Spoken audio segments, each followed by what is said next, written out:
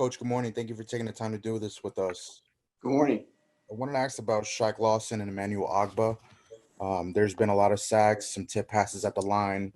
What are you seeing from those two guys that lets you know that your pass rush may be in a better place this season than it was last season? Well, I think specific to Emmanuel and Shaq, like both of these guys are very diligent workers.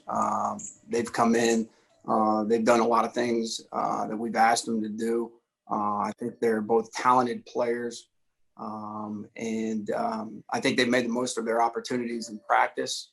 And improvement is a constant theme for us. And that's something that we strive for on a daily basis.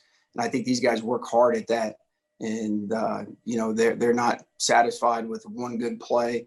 They're looking for consistent play over time. And then there are some plays that they'd like to have back that, they keep working and you keep seeing productive plays from them. And hopefully, with all of our defensive ends, hopefully we're improving. Travis.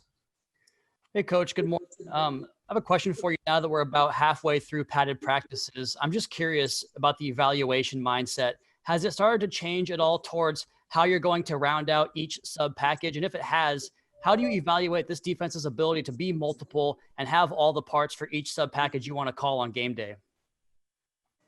Well, I think, it starts with a kind of an individual approach. You see what guys can do. I think there's some things over practice. You put guys in certain situations to see how they handle it. Obviously, practice is the closest thing that we have to game simulation.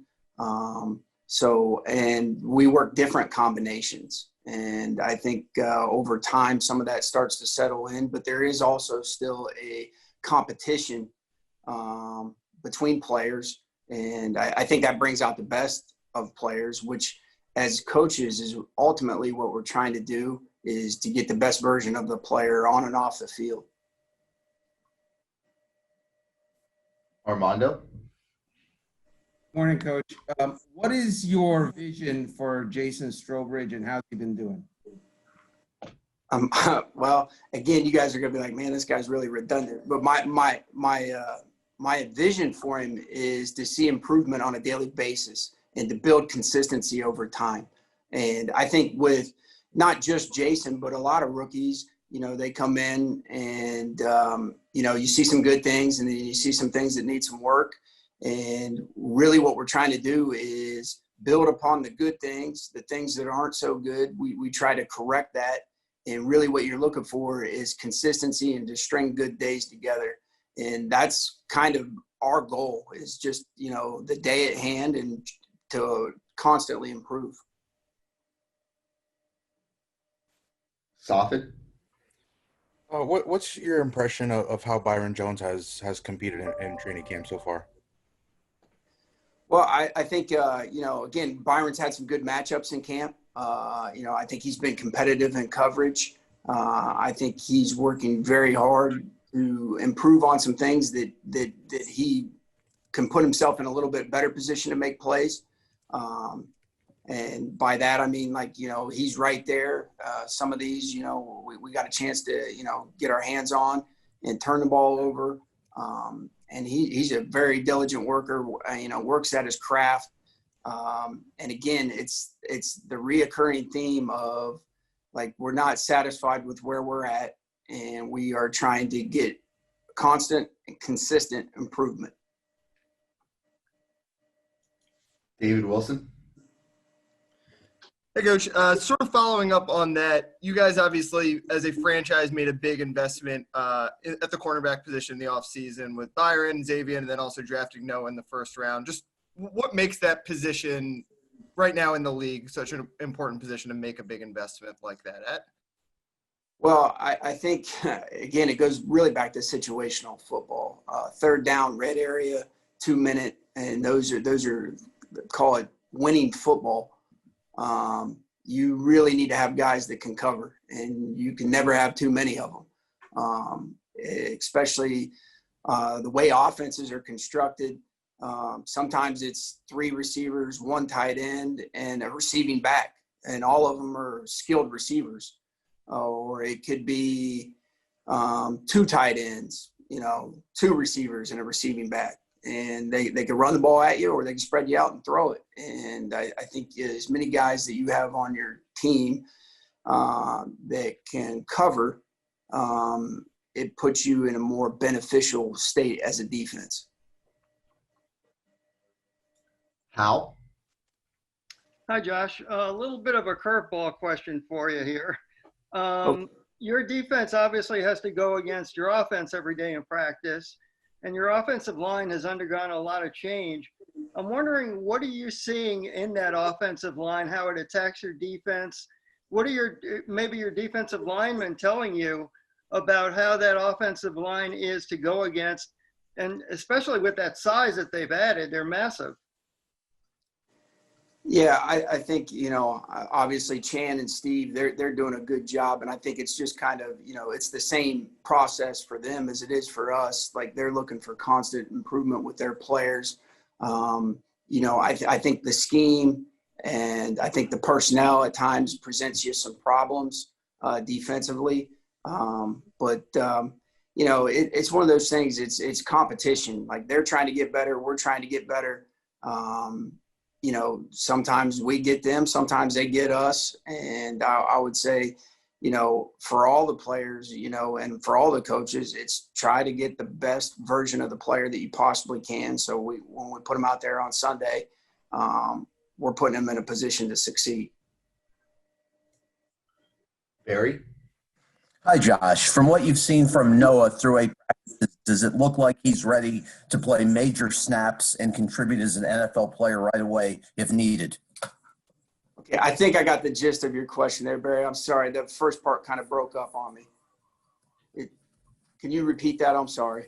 Yes, on Noah, from what you've seen, Josh, so far, does he look to you like he's ready to be an NFL contributor playing significant snaps if you need him to do so? Well, I mean, again, I think Noah, he's had a productive camp for us, and and we're going to hope that continues again, and we're going to strive for improvement on that.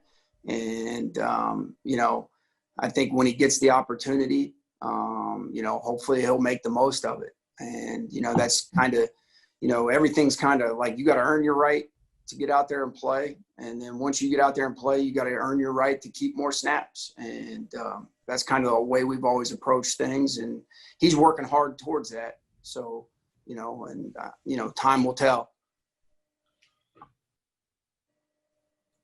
Safid?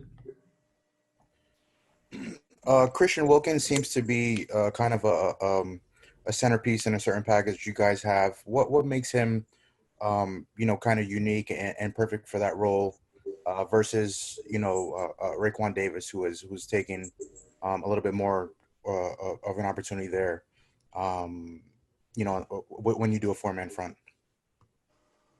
Well, I try to not to, tip your hand off there, but wanted to ask a question as well.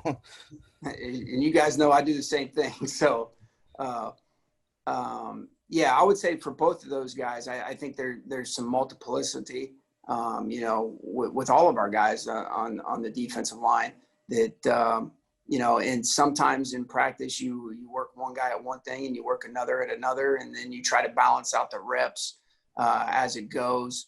Whether it's Godchow, Wilkins, Raekwon, Sealer, Benito, any of those guys, like, we tried to, balance out the reps, balance out the different packages that we have as we go. And we try to, at all positions, kind of create some multiplicity so that we're not just lining up in the same thing over and over again for the offense. Go to Travis. Yeah, Coach, you guys brought a lot of new players in on that side of the ball, and some of them obviously with pre-existing relationships with both you and Coach Flores. I'm curious, how are new guys on the defense kind of acclimating, and does that pre-existing relationship with those players kind of help accelerate the learning curve for the rest of the guys? Well, again, I firmly believe, like, every year you kind of start over. So, and like the current relationships, some things may click a little bit quicker for guys if the terminology is the same. if, and for other guys that are coming from different programs, they may have done the same things, but maybe it's just the terminology is different. So I think it's a case by case basis. But there's a lot of things that, when you have a history with certain guys over the years, there's things that as a coach, you're quicker to know, okay, this is probably what we're going to get on this but like I said, I think Chris and Flo did a good job of putting as many competitive players on defense as they possibly could. And we've had some competitive practices. We've had some competitive work in individual periods. And again, we're just going to try to improve on a daily basis. All right, we'll do one more question for Cam. Hey Josh, how you doing, man? Good. We've heard a lot of the players talk about sort of the emphasis on turnovers and getting hands on the ball this offseason. I know every team wants that, that's sort of a goal for a defense. But how easily do you see, I guess that emphasis being able to translate to turnovers on Sunday? Well, I think if you practice execution becomes game reality. So if we're not practicing something and it's not a point of emphasis, you're probably not going to get the results that you want. We spend a lot of time on trying to get the ball, and I would say, historically, if you look through the league, the turnover margin is probably closest related to wins and losses as anything else there is.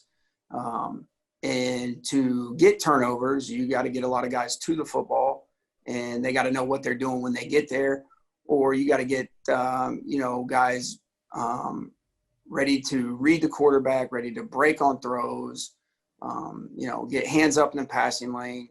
These are all things that we spend a good amount of time on. And again, we'll see if our work, bears fruit here, but it's definitely something we put a good amount of time on, of trying to get our guys to the ball, trying to get our guys to get the ball.